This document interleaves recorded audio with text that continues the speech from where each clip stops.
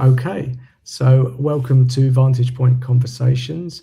Um, Welcome to my audience, those watching live and those watching on the replay. So today, my guest is Frida Rose. Very easy for me to say, Frida. Opening monologue, always the same. If you tuned into the first 30 seconds of my lives, then you would hear the same thing. I never introduce my guests, not because I'm lazy, but I just think that I would do a very bad job of it. So please take as long as you like, as little time as you like, just to explain who you are, any highlights, lowlights, anything in between, anything that you think you would like people to know about you. Yeah, so thank you for having me, Colin, first of all.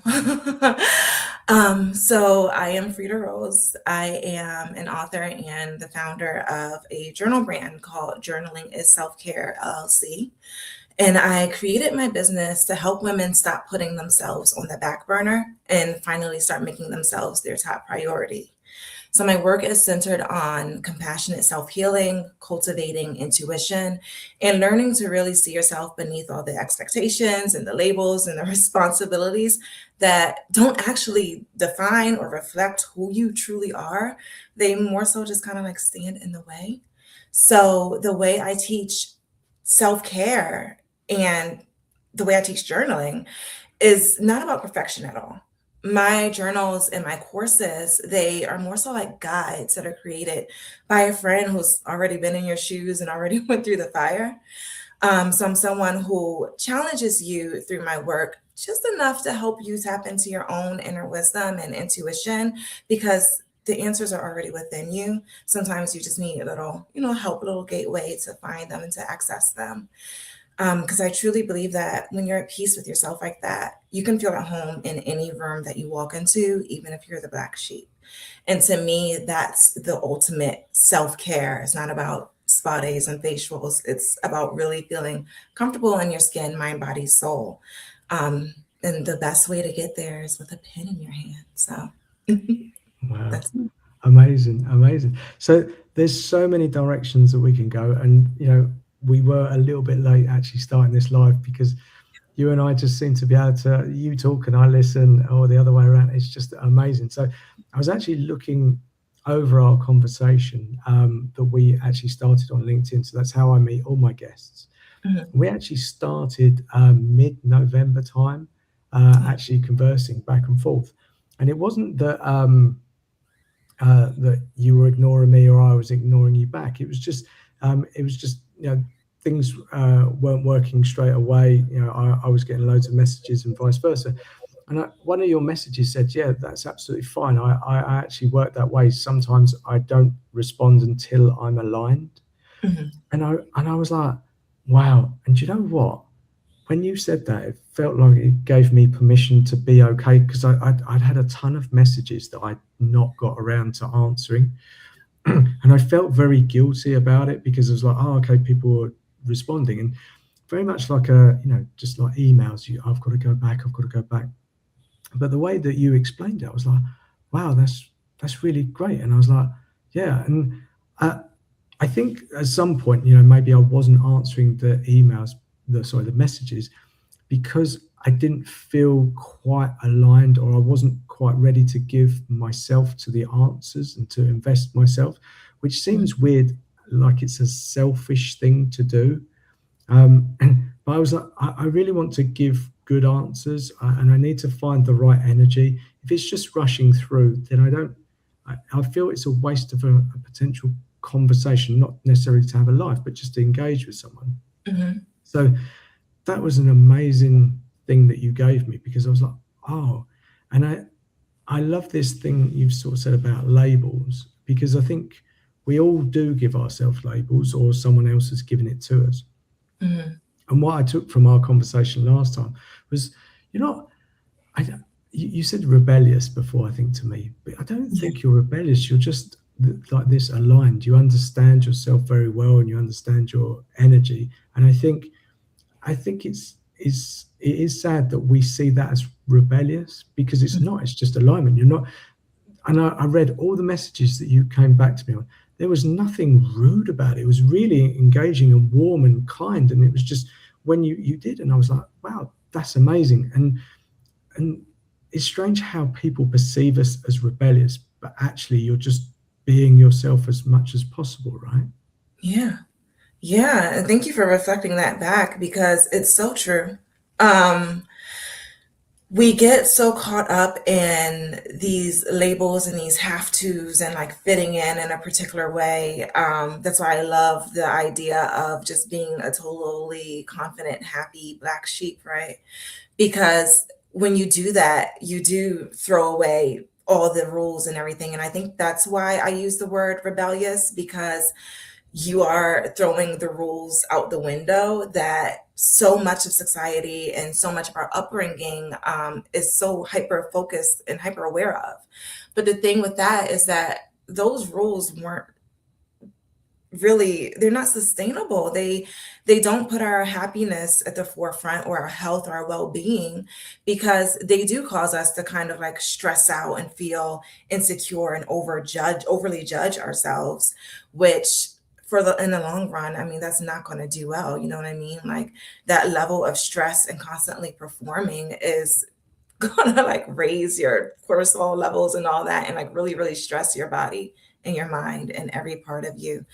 And I think that healing is a mind, body, soul thing, and so is self expression. So, me telling you that, like, yeah, basically not to feel guilty about not responding right away, because I do, like you, I want to be aligned and give the proper attention and focus when I'm having a conversation, even in my everyday real life. I'm not the person who has their phone out during dinner or anything like that. And I think that's a really important place to be when you just know who you are and you're going to show up that way. You know, I'm not the small talk girl, I'm the deep conversation girl. So I'm going to take my time getting to those messages and things. Yeah, I love that. Have you always been that way? Have you been aware of yourself in that way that things are aligned and you wanted to be that, or was it a journey that you went on to kind of discover that side of you? Definitely a journey. It was definitely a journey.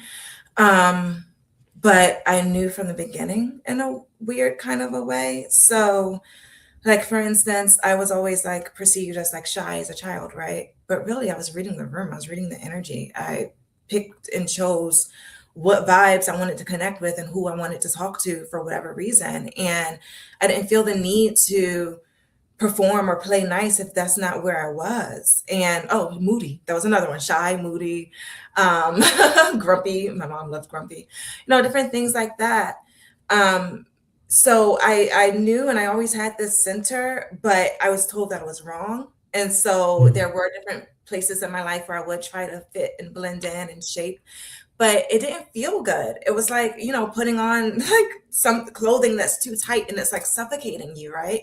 It just didn't feel good. So I would always go back to being me and then getting in trouble for it. And then realizing that, like, I'd rather get in trouble for it than try to put this on because it just wasn't fitting and it was depressing me and making me sad. And it caused me to feel just lonely and uncomfortable in my skin. And that even having that realization, it took years and years and years to heal and to converse with myself and to come to that understanding. But so yes and no is the answer to your question at the same time. It's it's strange you actually mentioned this because it brought up a memory of mine, and I remember it. But um, I have quite a small family. Where had an uncle who was a little bit older, and he was having a 70th birthday party, and he was having it in his house. And I was a teenager at the time. I think it was maybe 60, 70. I can't. Anyway, so he'd invited like a few family and friends, and so me and my brother and my mum and dad, we went there. So I was a teenager, and I just showed up as me, and I wasn't. I don't think I was grumpy. I just in that moment I didn't want to be this outspoken kid or something like that. But I also didn't think anything was wrong. Now I also understand that as a teenager, you're going through some changes and stuff like that. It might come across that you're being grumpy. But my my mum actually, she said that she was disappointed in me because they'd put on this whole thing. Like my aunt had put on this thing and everything, and I was being rude. and I don't remember it. And again, there's always different perspectives. But she made me go to see my aunt and apologize. And I remember bursting into tears in front of my aunt, and my aunt was like, "No, no, no, it's okay." But I think it taught me that I couldn't be myself, or I couldn't align with myself. And I think when I don't remember being rude. I don't remember, you know, going out of my way to be rude. I was just maybe not answering loads of questions. Again, it was a room full of older adults, and I don't remember anything of being rude. If it came across that way, that wasn't my intention. Yeah. But I think because I'd been told to go and apologize to my aunt about it, I think I felt it wasn't okay to be myself. And I've carried that with me for a long, long, long time. And it's only now I'd say I'm becoming okay with myself. And it's so weird that things, we're talking, let's say I was 15 maximum at the time. I'm 47, so 32 years of carrying that sort of stuff because I thought it wasn't okay to be myself.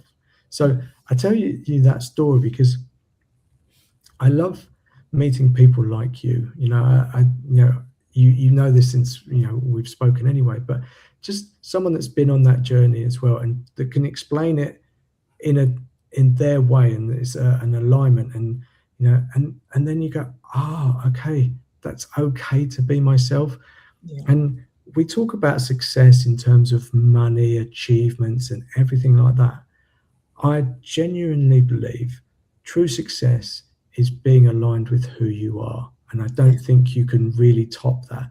I think oftentimes we try and confuse business, making money, trying to feel successful. But actually, if we're comfortable with ourselves and understand ourselves, I think you've already won the game pretty much.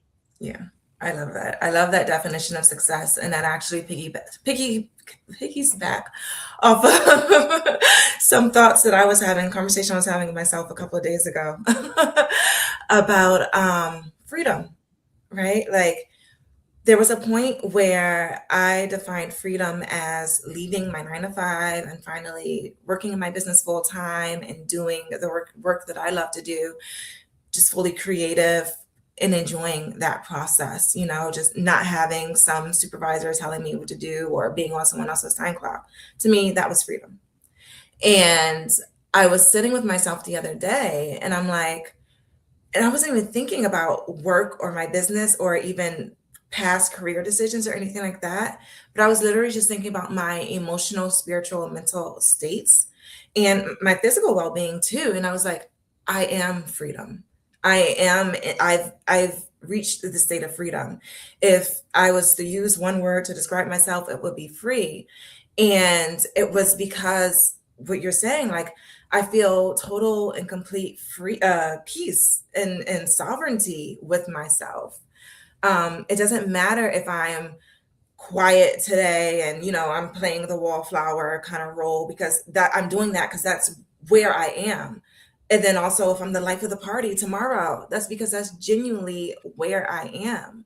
And it has nothing to do with who else is or isn't around or what they're expecting or what they want from me, And I was like thinking like freedom is the ultimate success. So it's like same message, just different wording. And it just landed so beautifully when you said it that I needed to like share that piece because I'm like, yeah, and like it's just they work together so poetically. I love it. Yeah. And that part you just said about the expectations from other people, I think that's such an important thing because I think society, culturally, you name it, there's no end to it. And I think, sometimes we're not allowed to be, if I say down, we don't, maybe we're not the life and soul of the party. And that isn't about us, it's about the other people. They need us to be a certain way. And if we're not, it almost challenges their identity or their, I don't know, system, and it makes them feel insecure. So I found along the way that, there are people that can bring you out of maybe a bad mood. I'm not suggesting, that is a good thing. I've seen that. But sometimes when you just need to be in a bit of a, not a down moment, but just sort of more introverted Mhm. kind of way, then that's okay. And just being around people that allow you to be yourself is also, I think, with family, it's just, my mum and dad were amazing people, but there are certain things along the way that I was like, oh, okay, that sort of challenged me to go against who I actually am. So, but being around people that allow you to be yourself is also important, and that can't always be easy, and I think it kind of comes back to us having this conversation, because you said, when things are ready or whatever, then we'll have a discussion. There was no,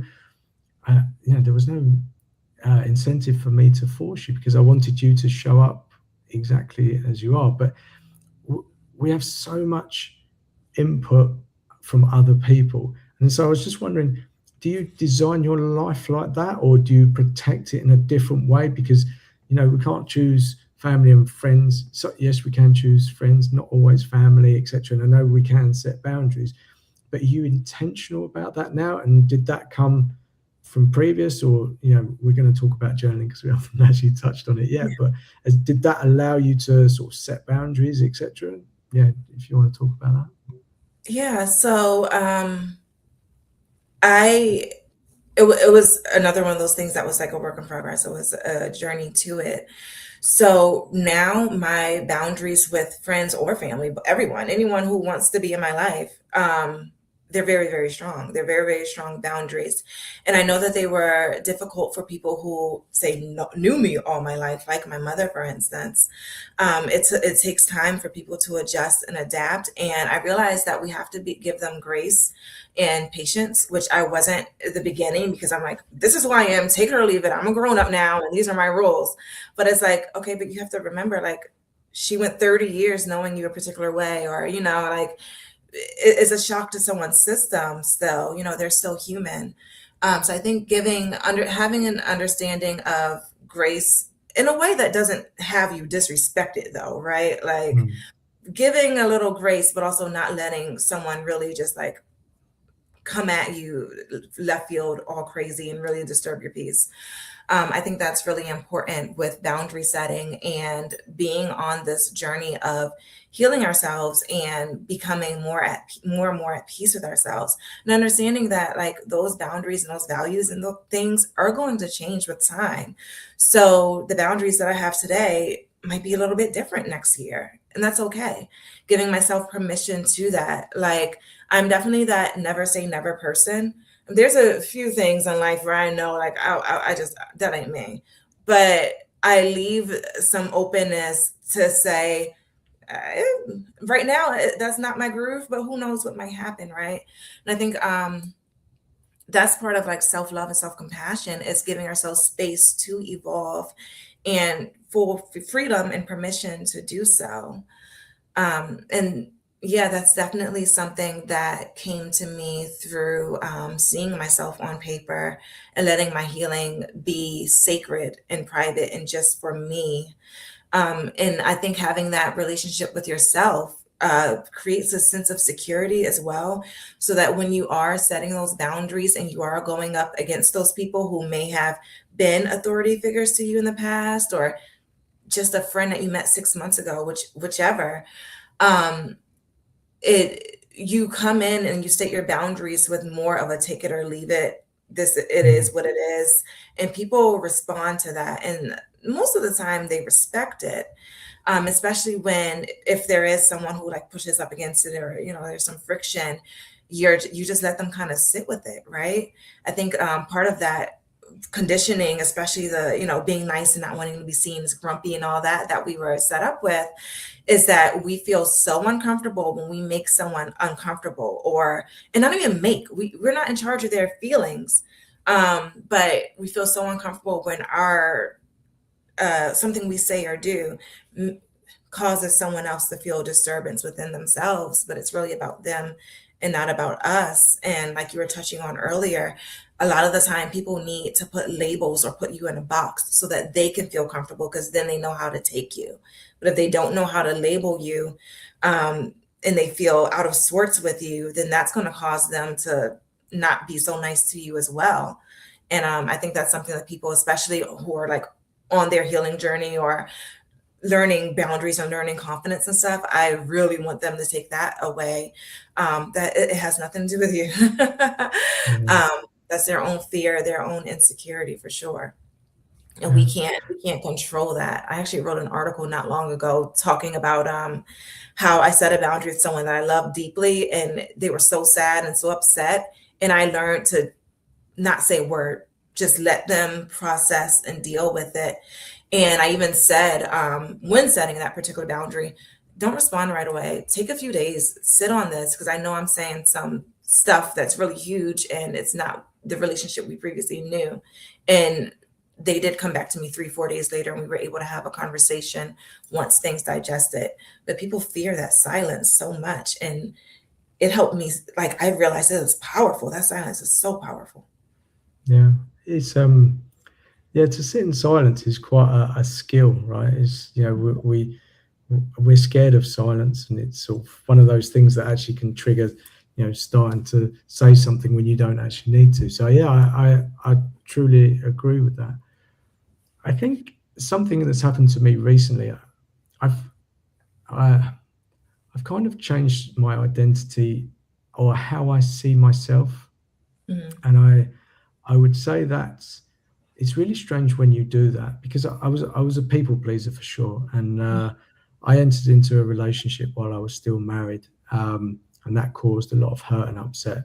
And that was 2 3 years ago now, and the way that people around me responded to what I did made me very sad, because I put a lot of effort and time into relationships, mhm, and I realized that I was trying to please people, and you know, it was just an endless cycle, and um, I wasn't really pleasing myself.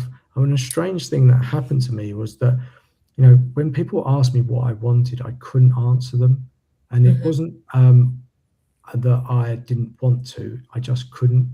So if you asked me what I wanted, I'd always put other people before me, and it was odd for me to I couldn't find that place inside me to actually say what it is that I wanted. It felt alien to me. So mhm. through all of this journey, I kind of, I don't think I'm fully healed from being a people pleaser. I think it creeps in certain ways. But I changed. I realized, like you said, you can't change other people's opinions. But what actually ended up happening was I started to change my opinion of myself. Yeah. And because I did that, people respond differently. And it wasn't like I was being aggressive or some really different stranger. I just valued myself more. And I was okay if other people weren't okay with that. And the Mhm, weirdest thing, people started to value me, and you could feel it in their responses, whether it was a text message or the way that they approached me. And I was like, that's weird. And because I was expecting the world to, you know, sort of, you know, change their opinion about me, but I actually had to change my opinion about myself, mhm. and then the world reflected it back. And you know, and these are subtle things, but when you know, you know, and it's like, oh, okay. Yeah. And that was such a big shift for me. Yeah, it was an energetic conversation that you were having silently, right? Like, once you shifted your energy, the world responded and mirrored it back to you. Mm. And, like, that's so powerful to, like, when you realize that for yourself, um, it really kinda gives you a superpower. I use that word a lot because and I love it, but it really does, because then you realize, well, first of all, you stop putting the responsibility of your happiness, your joy, your peace on others. You stop projecting that outward, and you realize that step one is always in here first. It's always within. And then life is going to catch up. And it may take time, it may be instant, but life will eventually catch up with what you have been doing on the inside. Mm. Like, if I think about my past and abusive people and stuff that I used to attract like moths to a flame, I could never attract that kind of person in my life again, because I'm no longer the person whose energy aligns with that. Um, an opportunist would have been able to smell me a mile away and said, "Oh, let me get her." Now they smell me a mile away and they run in the other direction because they're like, "Oh, I'm not gonna get away with anything with her." And that's just the way it works. And it's so simple and so real and so true. And I know it's difficult, but I really want people to understand how simple it is and to make it more digestible, because my heart breaks for people who don't know the power they possess within themselves, which is a big part of the work that I do. And like you're saying with the people pleaser isms still creeping up from time to time, like that's normal. It totally happens. We're never fully done healing. I think that when we have done when we've gotten on that healing journey, we realize that we're going to keep going. And it's not about like fixing yourself and correcting and, you're broken, blah, blah, blah. But it's about just becoming happier and happier and becoming more and more you. And why wouldn't you want that to be your mission for as long as you're alive, right? Like, yeah, right now I am the happiest I've ever been in all my life. Well, I want more. Give me more. Because I know I can have more because I know where I started. And different phases of that journey, I was the happiest. And I thought, oh, this is it. And then I realized, no, there's another level.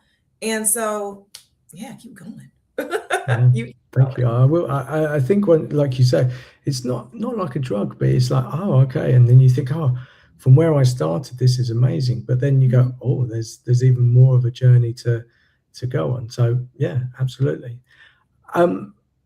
Let's switch to journaling. So although I love having this conversation with you because I think we could chat all day, journaling is one of those things, one of those conversations that we actually started. And I'm very curious because my relationship with journaling has been a bit sporadic over the years.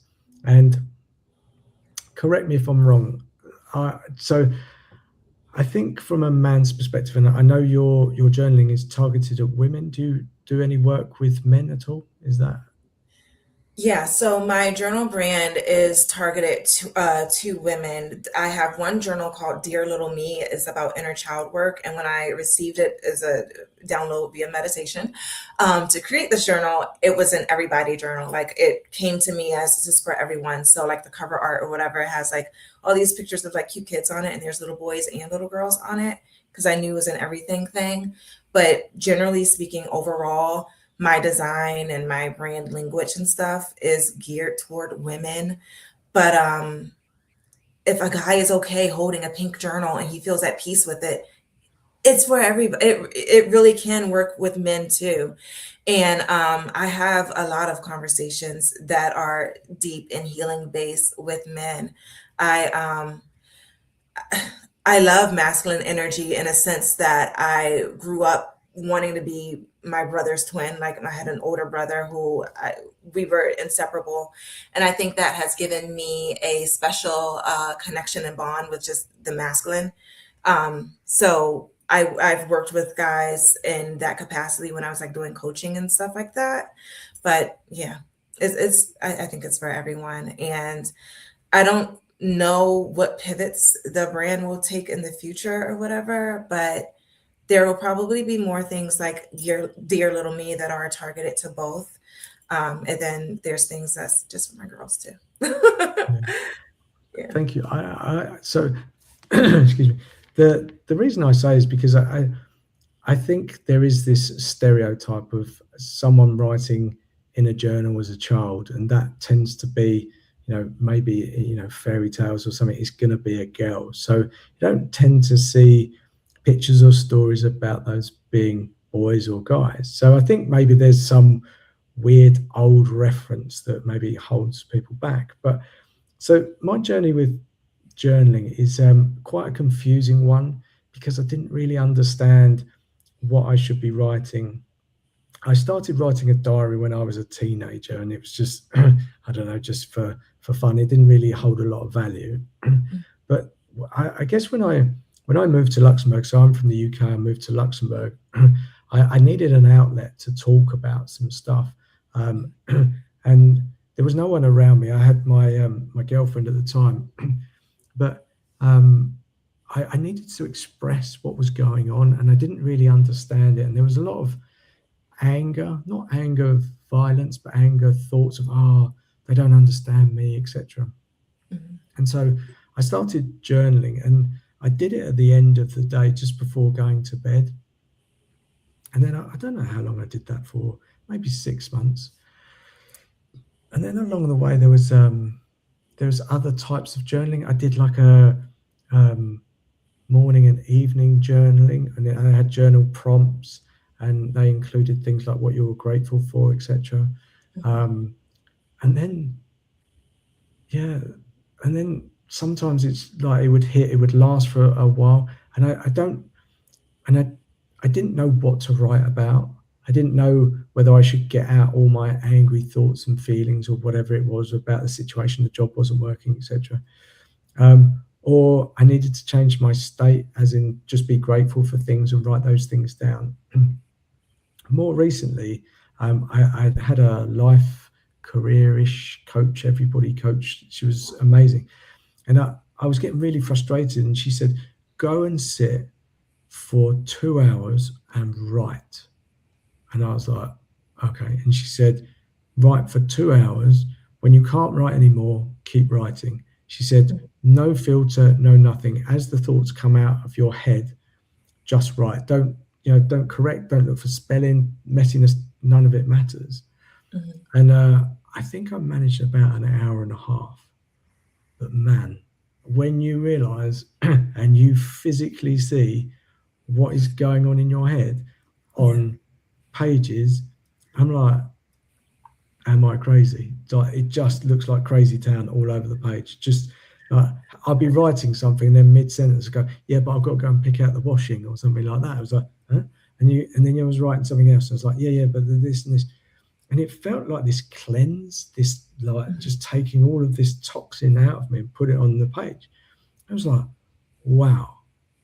But I couldn't keep doing that every day. I didn't have the capacity. I don't know if that's something to do every once in a while, every quarter, whatever. And I also started this bullet journal. There's a guy in the US who does bullet journaling. It was kind of this combination of trying to be organized, trying to get your thoughts and feelings down on paper. And the only problem for me was that it consumed a lot of my time. You needed to almost have a pen and paper everywhere you went. It doesn't matter where you're going to the letterbox. You needed to have a pen and paper, and it was, and it, I could never find the balance that worked for me. But I'm very much a visual person, and I've bought little notebooks. I've got pens that make it. So I like bright colours. So I like anything that will prompt me to pick up a pen and do a doodle or do anything along those lines. But the journaling thing, I know that it helps me. I can't quite understand.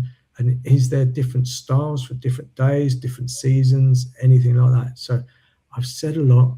Feel free to unpack any of that, what it was like for you.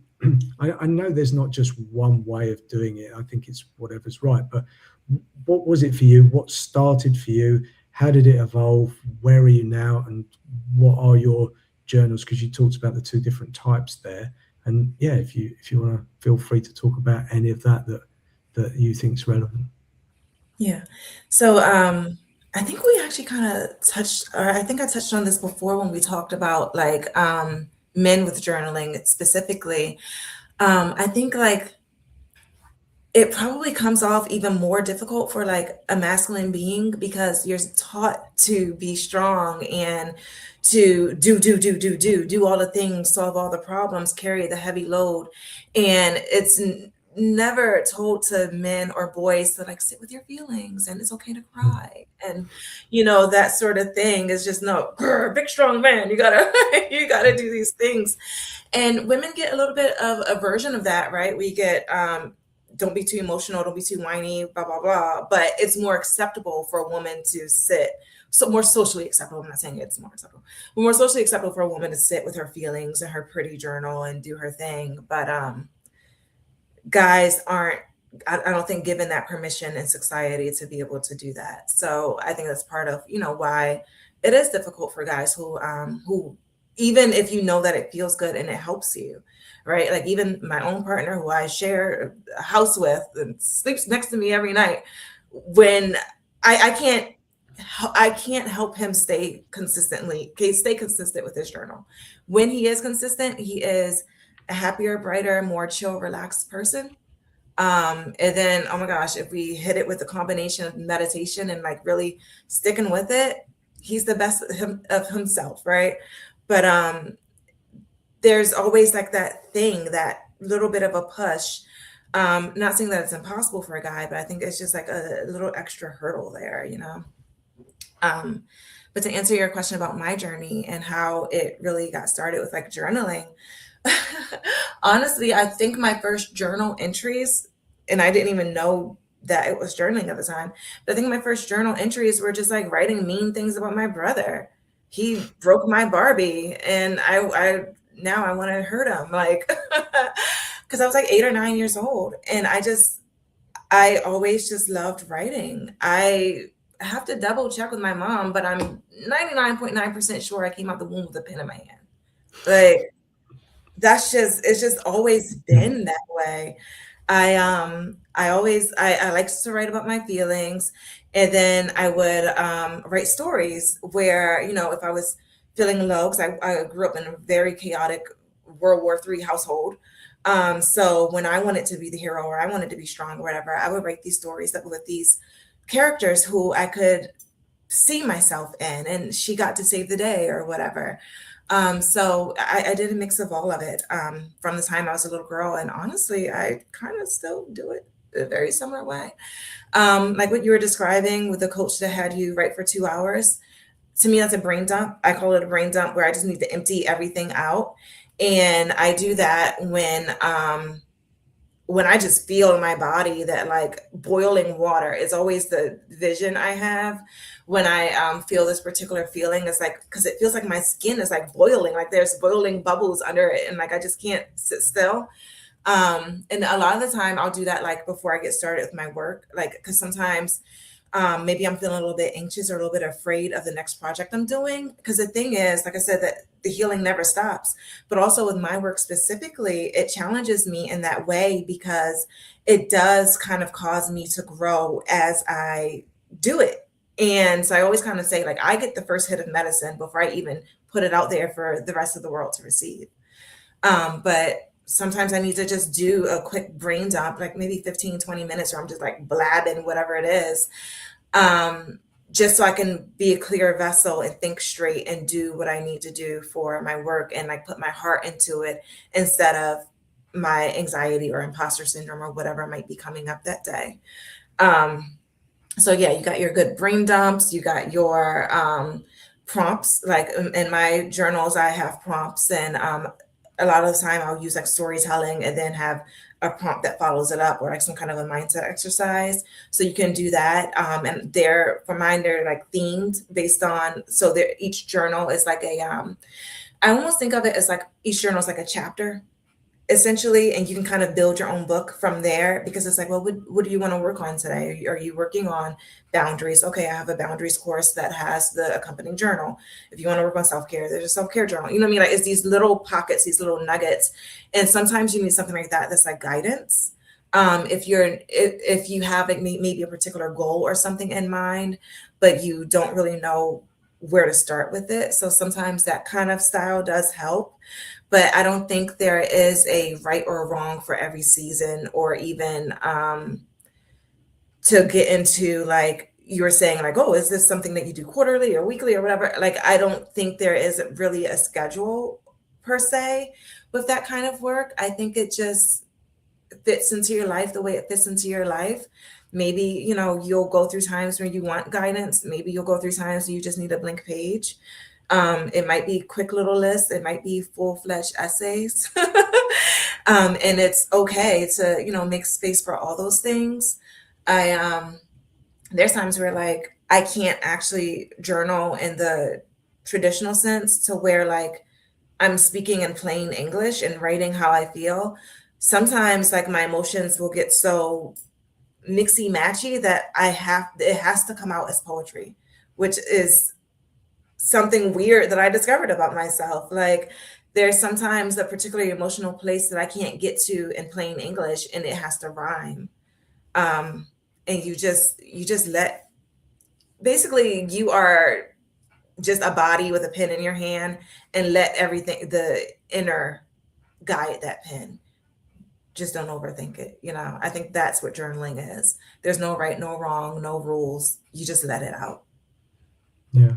Do you ever go back and look at your journals, what you wrote? Yeah. So I actually in my basement I have some big boxes of them, dating back to my teenage years. And I've been thinking about these journals actually for the better part of a year. I'm thinking that I want to get rid of the adult journals and kind of like burn them. um, but I love going back to my teenage journals like once every 2 years or so, and it's really cool because a lot of this stuff is dated. Like I put dates on some of those entries, and a lot of it is like poetry and stories and stuff like that. And I can remember what I was experiencing because there was a point in my teenagehood where I did stop journaling. Actually, I didn't journal in like plain English from the time I was 15 to 28. Um, and that was because my mother read one of my journals and completely humiliated me with all my feelings and things. And so it made me a better poet and storyteller because I got really good at metaphors and using painting pictures in that way. So where I was still able to share how I felt, but hide and be safe. And even though I lived by myself, completely alone up until I was 32, I still didn't feel right having a journal with that open information in my own apartment until 28. So yeah. Yeah, I go back and I read those old things, and that period is really interesting, like I said, to see how creative I was with the metaphors and the storytelling.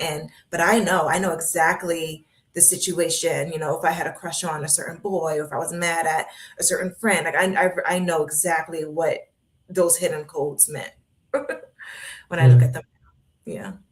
So there's 2 points. I don't know which one to tackle first, but I let's just tackle the one I don't think has that much we can really talk about. But I think the fact that your mum looked at your journal is actually one of those things that stops people writing a journal Mhm. is their partner or someone around them finding it, because it can be a place of vulnerability to explain stuff. And it's um, if you think, oh, and sometimes if you just read something, you could take it out of context, or just how something. And someone said to me before, you aren't your thoughts. Your brain will come up with random things at random times, and when you write that down, that's never going to be. You need to understand the context of the situation.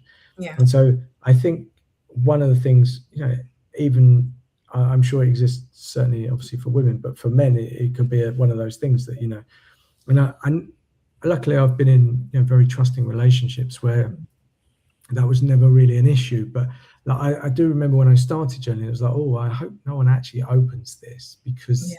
this could really be taken the wrong way. So I think that's one of those things. Maybe that's the thing, because then I was thinking, when you're a kid, I've got two young girls, and they've got these books with like little locks on them that Yeah. you could easily pick with just I don't know, just a toothpick if you wanted to. So, but Yeah. that's kind of just don't open it and read it. But my second thought was, why did you want to burn your adult journals and not your children one? Is there, if there's something in there that you don't want to talk about, that's fine. But do you just have a different relationship between those journals? Yeah, I do. So the adult journals that I have were like from me going through the healing. So I'm dumping trauma dump city, right? So I don't even want to open those and like re-traumatize myself, essentially. And it's one of those where you want to talk about like crazy thoughts coming up in a brain dump. The other day, I think it was like last week, I had this anger in me. I don't know where it came from, right? But it was like I was pissed. It was, and I was writing out something along the lines of like, when I die, I don't want anyone to publish my unpublished work. And like I just went on this like rampage. It was unprovoked. I don't know where it came from, but I think it has something to do with those those old journals in the basement from the just releasing. It's a difference between I don't like your mid therapy session, right? Like if Mhm. your therapist recorded everything and put out on the internet, like that's how it would feel when you're still like really, really, really in the thick of things. And they're so scary to look at that even I can't look at them. And I'm good at looking at my stuff. But it's just so much that I mean, I needed to do it. Obviously, it helped me heal. It's what I needed to grow. It's the foundation of my brand and everything that I stand for. But that doesn't mean that I need to just go dancing with it and hanging out with it. I think the other piece was that since those others are primarily poetry, I although I understand what that young girl was going through at those different points, I'm like looking at her like, wow, that talent though. Like I'm kind of like a proud mentor in a weird way looking at it. Because like even like my old poetry blogs from like my early 20s and stuff, I can look at that stuff. And I was still hiding in metaphors. And like I wasn't those older things, I wasn't there yet. I wasn't quite doing the healing yet, even though Mm. it was medicinal and therapeutic. I wasn't on this all or nothing. This is saving my life journey. And that's why I picked up the journal again at 28 after that long hiatus. It was because it was kind of a do or die situation. And I don't need all to revisit all the stuff that came out as a result of that. Yeah. It's I have the memories enough. yeah, exactly. It's it, you've mentioned therapy, and I think it's so. I've been through therapy, and I think it was one of the greatest things I ever did. So nothing untoward, really. I'm happy to talk about it. But when I moved from the UK to Luxembourg, my world turned upside down. I felt very insecure about things, and my girlfriend at the time, she said, "Oh, maybe you should go and see someone." So I went to see a therapist, and we did cognitive behavioral therapy, and Mhm. it was the best thing. And I talk about it all the time on these lives, and I especially would like men to understand, because I was under, again, the illusion that, if you go to therapy then you're weak, and you should, and again, culturally you can say, I was a man, you shouldn't need to do that, or you can't handle life, and there's a whole, raft of those things. But therapy for me was amazing. It started to allow me to look at my life from a distance, and it was one of those things that I kind of went through different stages. I think I went through a stage where I thought everything was broken, or I was broken, Yeah. and then I was trying to look for excuses or reasons and blame other people, my family, etc. Um, and the more you do it, and then you go, oh, I don't need a reason, that's, these things happen, that's life, etc., and you become a lot more comfortable with it. Now, oftentimes I hear stories from people tell me things, etc., and I'm like, oh, therapy would be a good solution for that person to talk about it, because you can see that they're carrying through a lot of patterns in their life that Mhm. they are applying, be it work or relationships, etc. So that was kind of my go-to, because I know it helped me.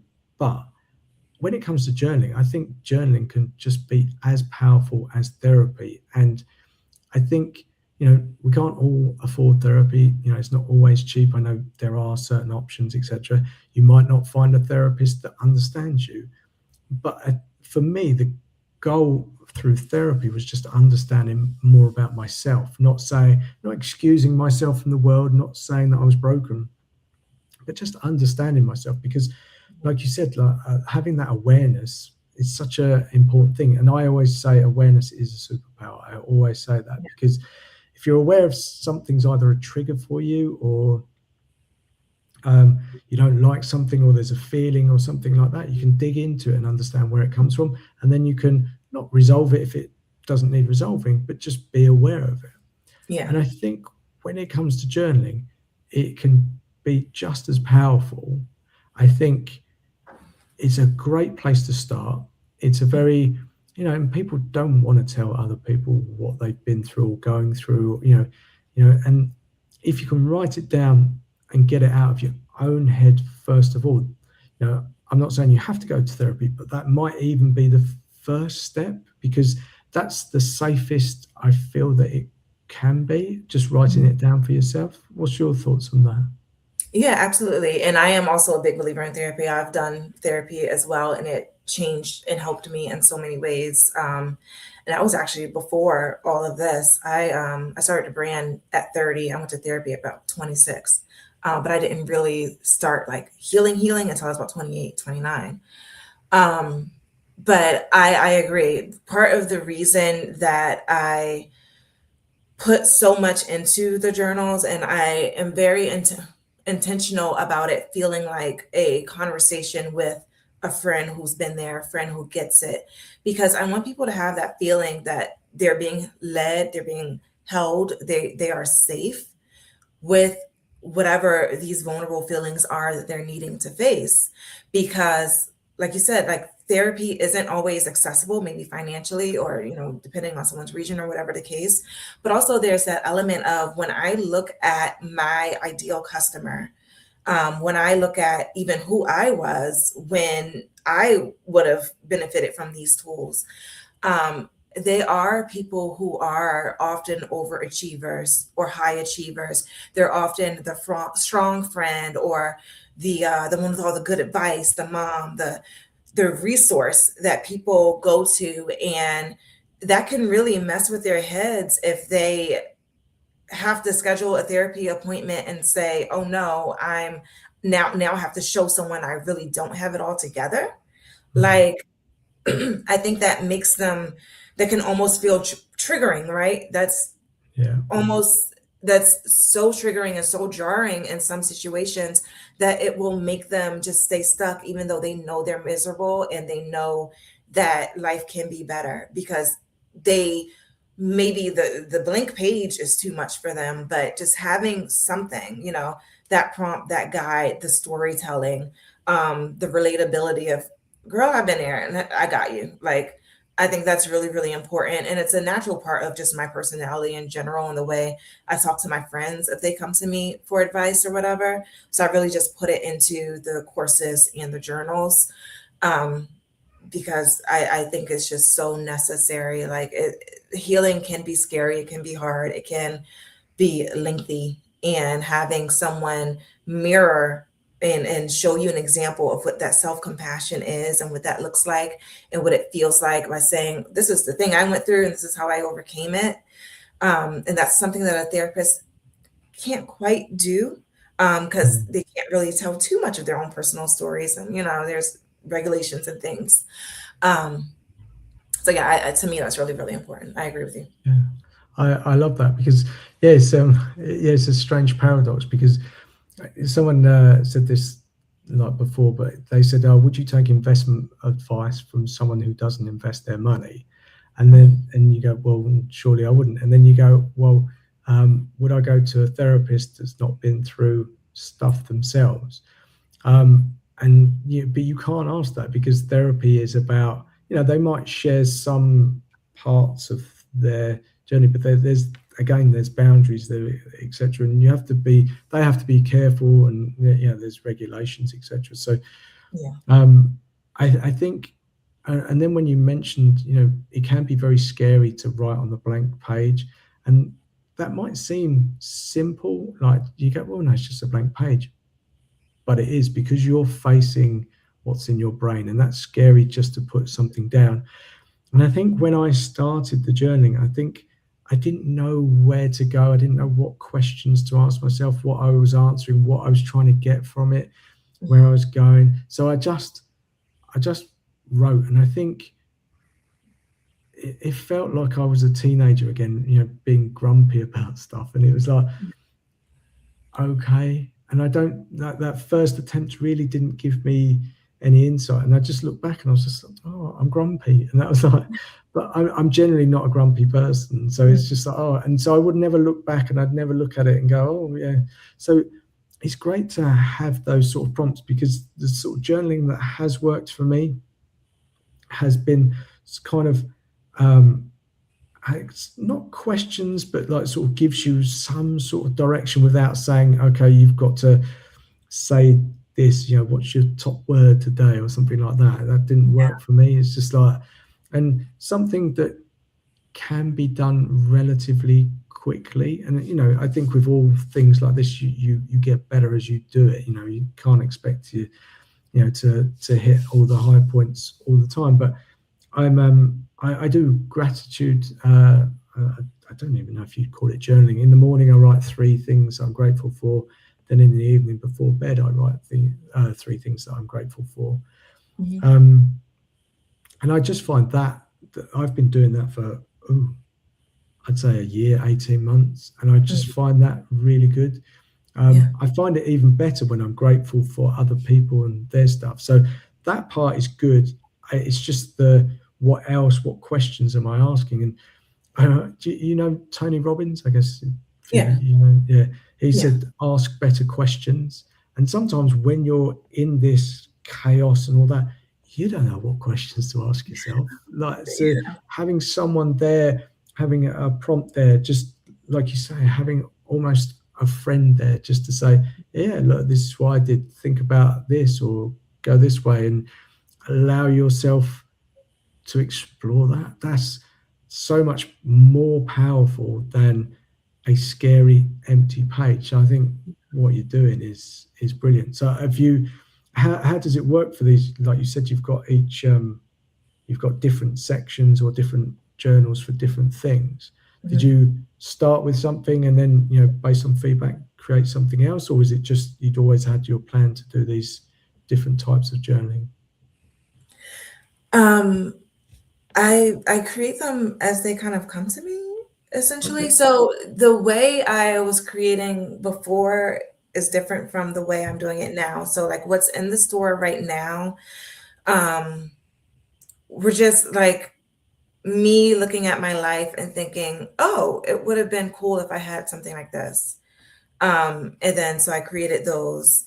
And then I basically use them as tools to like share these stories and share these reflections and teach these skills and these lessons. That combined with seeing like where I'm strongest in conversation, like when I was coaching clients or like when I'm having those conversations with a friend who I need to talk off a bridge. It was the common themes, right? So playing on my strengths. And so that's how I chose like the topics for the journals and the courses and things like that. And now for the next 5 that I create,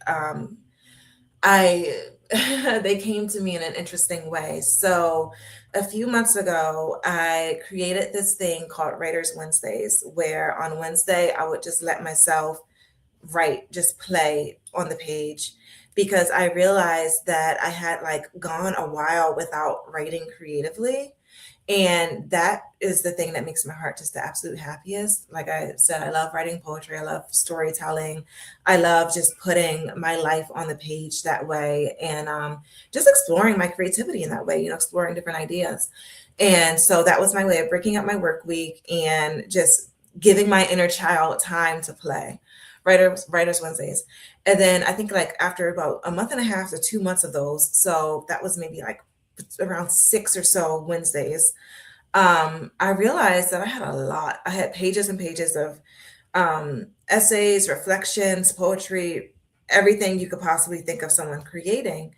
And I kind of started to look over the stuff and I'm like, I'm seeing these themes and I'm seeing like really great work and really dope like gems and stuff that I'm dropping throughout these different writings of me just purging and playing.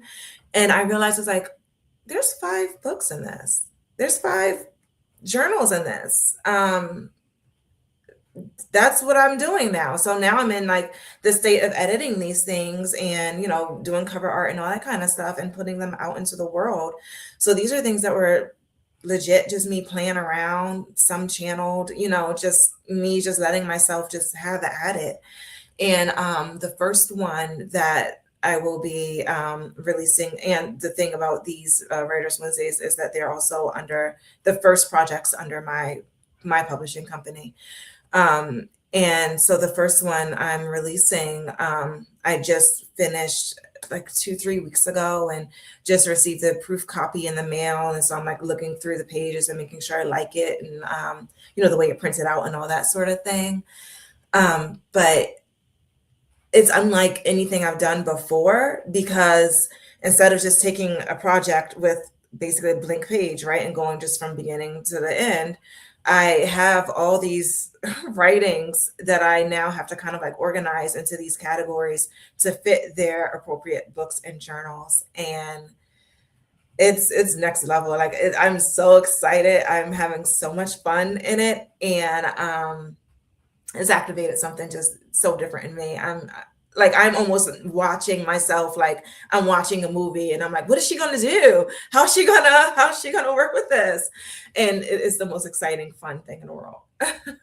Nice. I love it when I hear people say about play, especially well, typically adults, because it is something that I we don't do enough of, and I think creativity comes, thoughts flow when there's no expectation of anything, just letting go, unfiltered.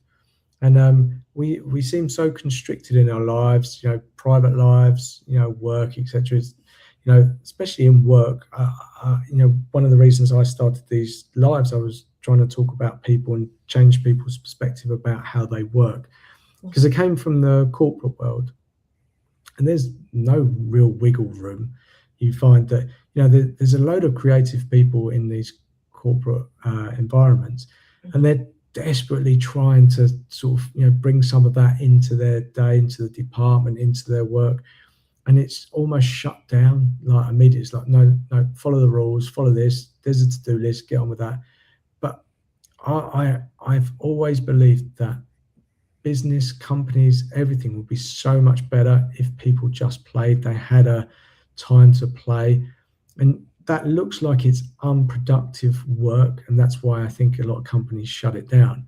But just as in your example, what your play has actually, it's something that you want to do. You could feel it, and you were just doing it. That actually created. You said 5 new books, five Yeah. new journals. Like, Yeah. come on, like.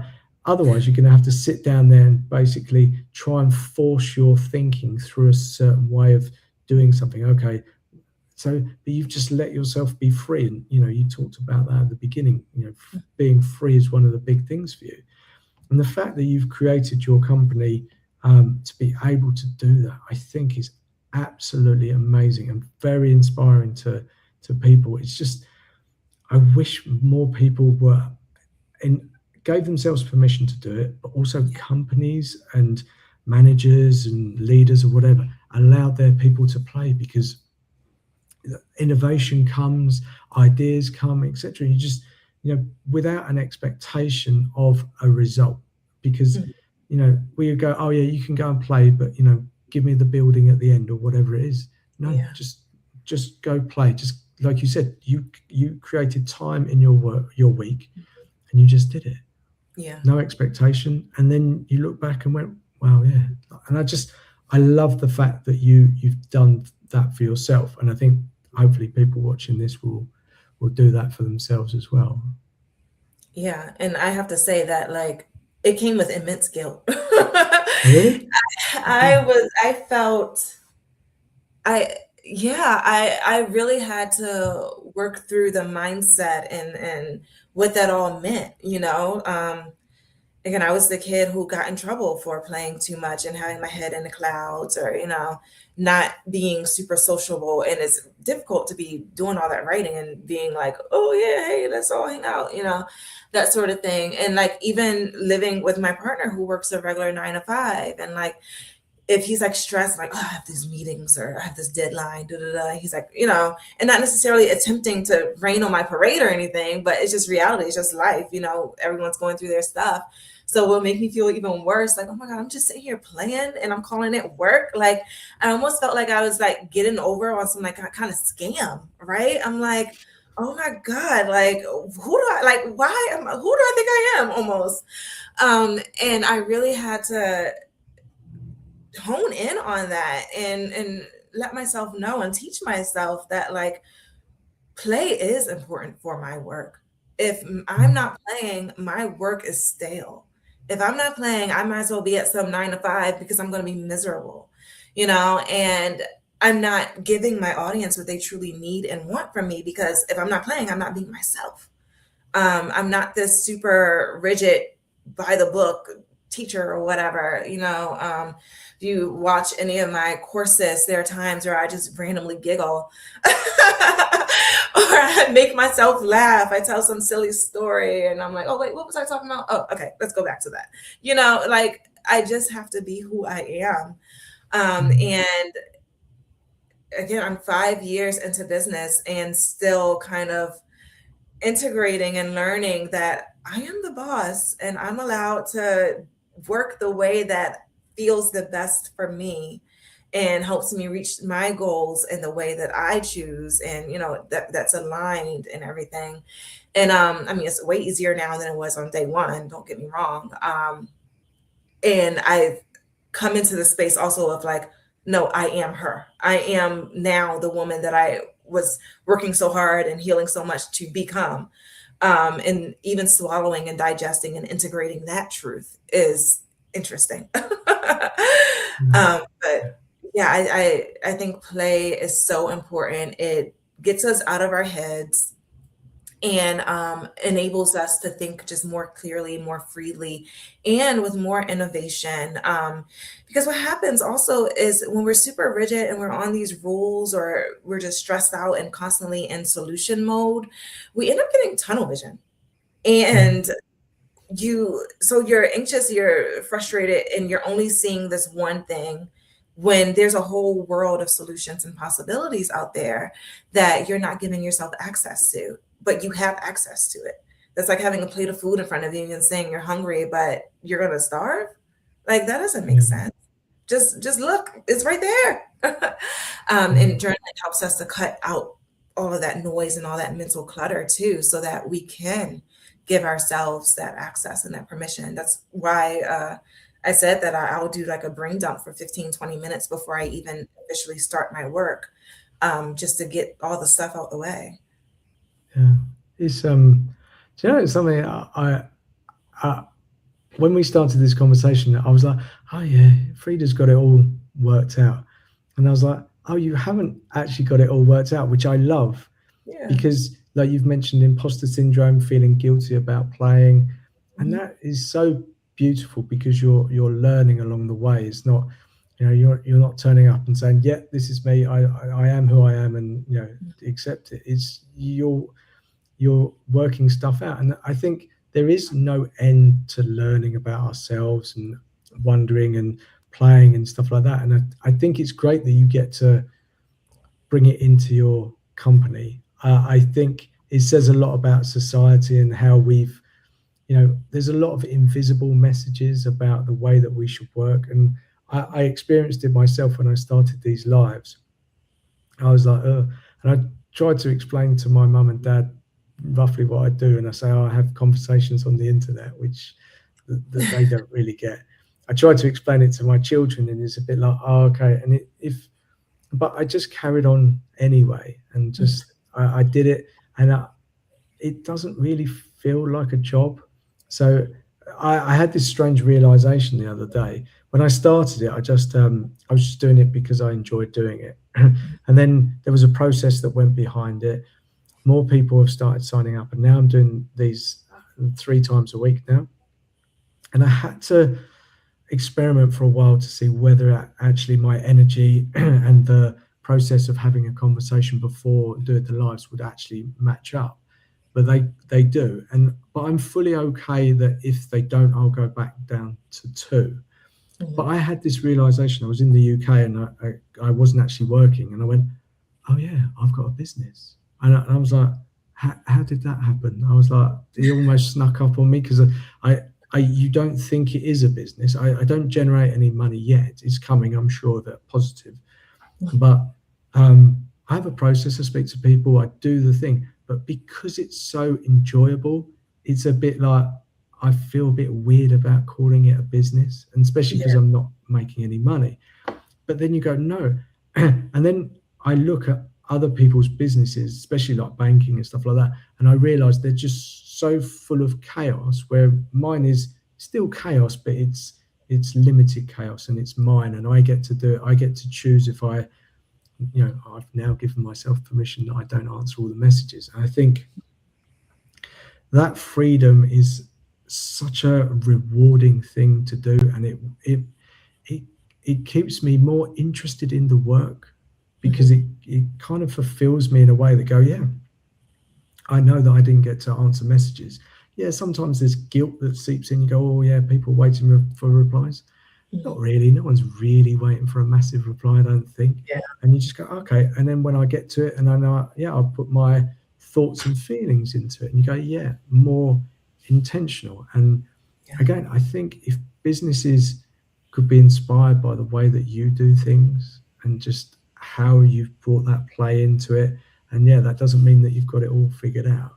I think it would Mhm. be, I'd want to work at a company like that. That would really inspire me. So, yeah. Yeah, absolutely. And I mean, I think about that when I think of my big vision and, hire people. Right now, I am a solo act. But when I think about building a team and what kind of leader I want to be, that's it. It's, yeah, maybe you were hired as the assistant, but also tell me about a bit about you. Like, what are you actually passionate about? Is there a way that we can bring some of that into your Mm. work?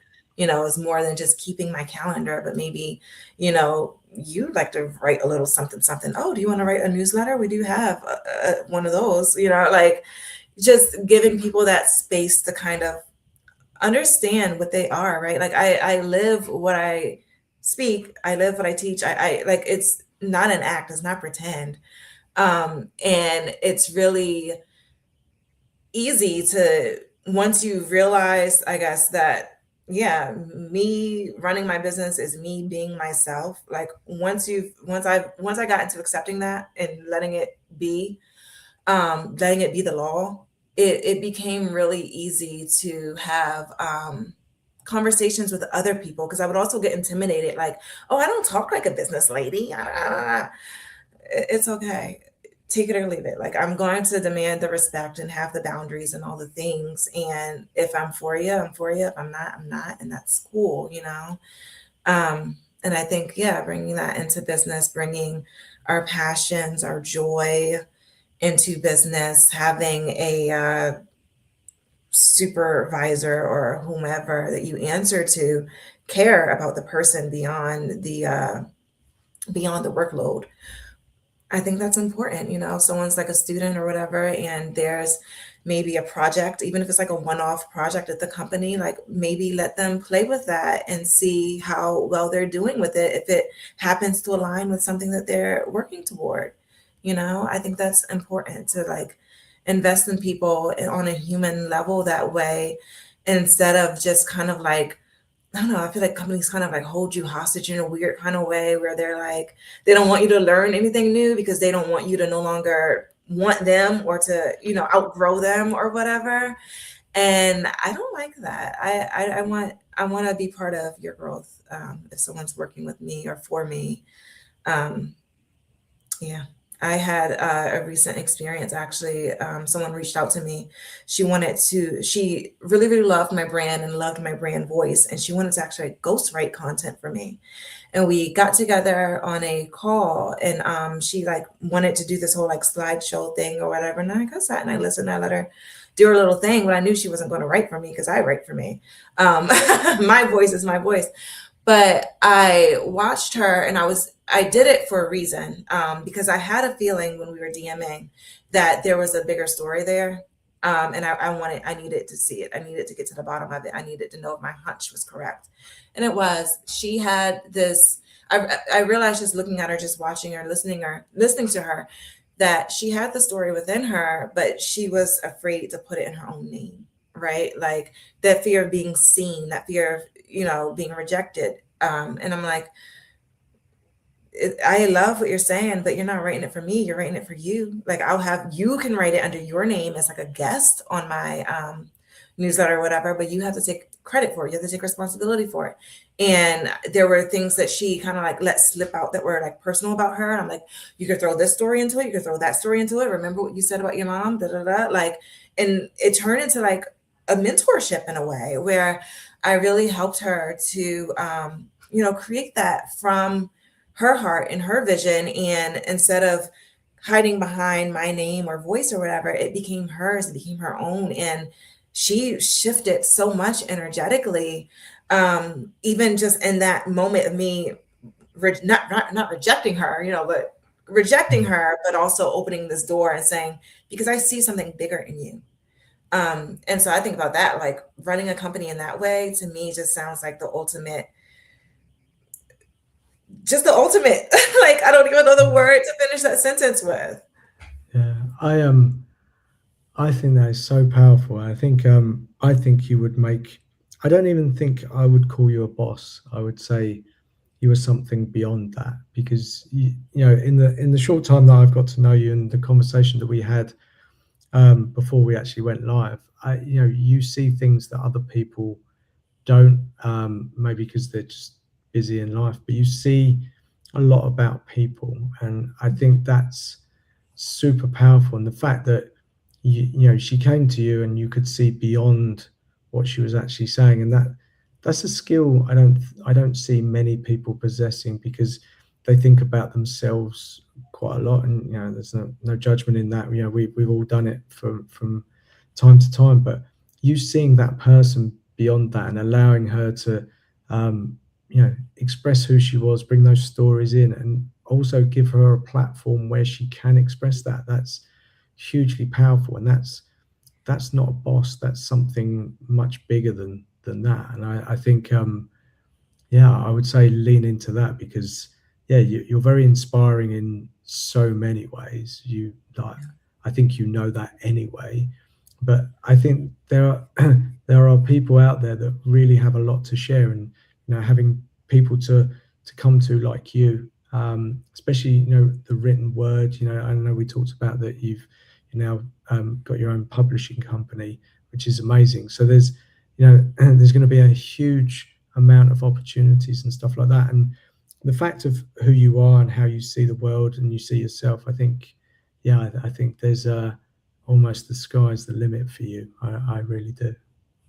Oh my God, you just shattered my whole heart, by the way. I felt it explode. Thank you so much for all of that. I receive it. I am going to replay that every night as an affirmation before I go to sleep. I feel very seen and very warm. Thank you for that. You're welcome. I'm conscious of the time. You are again one of these people that I feel that I could speak to all the time, and I think maybe a round two would be more about this intuition side, because we touched on it again sort of before we went live. But I think it's such an interesting subject, and I think it plays a big part of who you are, not just on the page and journaling, but it's such a big part of your life. And I think that would be very interesting for people, because I think when it comes to things like intuition, spirituality, we hide behind the word woo woo, because that's safe and we're kind of protecting ourselves. But you've never done that with me. You've 100% explained what you see and what you feel, and the relationships and spirits and everything like that. I think that would definitely be an interesting subject, because I think today's conversation was amazing. I got a ton out of it, and I'm kind of curious to get one of your journals, because I'm wondering if that's going to help me. And when you said that there was a pink one, I'm in. I love pink. I think it's an amazing color. So you kind of, I was like, yeah, I'd get that. So, but for today, amazing. But where should people find you? So you obviously got these journals, you've got a website where people go and get them, and you do courses and training for journaling. Is that all in the same place, or should they go to somewhere different? Yeah, so all of it is available on my store at journalingisselfcare.com. So Okay. they'll find all the journals and also the two courses. One is Overcoming Limiting Beliefs with Self Love, and the other is the Bold Boundaries Blueprint. So those are courses where I'm on a video like this, having a conversation with the audience. There's no one talking to me. And they each have their own corresponding journal workbook feature. So I'm still making you journal, but but we're having a little bit of a conversation while we're pausing to journal. And then the Nice. journals themselves, obviously, they're books that are also on the website. And is that the best place to find you? Because I obviously found you through LinkedIn. Is that, should they go LinkedIn or should they go to the website? Which is best? Yeah, so for the actual products, everything is on the website, and there's an email feature if they want to send me a message through the website if they're Cool. not on LinkedIn. But as far as like social platforms go, I am most active on LinkedIn. My Instagram, I'll tell you a secret, it's always about a month or two behind. So so the things that are being posted on Instagram right now are things that I posted on LinkedIn in like December, I think. But yeah. Nice. Good. Well, I always repost these, and I'll put the links to all of those, to your website, etc., so people can find you easier. But for today, certainly the end of round one, definitely a round two if you're up for it. But yeah, for today, thank you so much for your time. Thank you for being you, for giving me permission to, not immediately respond to messages. So I thank love you so that. much. Yeah, absolutely. Thank you for having me. And I am so down for round two and talking about all the woo woo. Yeah, let's get deep into spirituality. I'm with it. Fantastic. All right. Thanks very much for your time, Frida. Take care. All right, have a good one. Bye. Bye.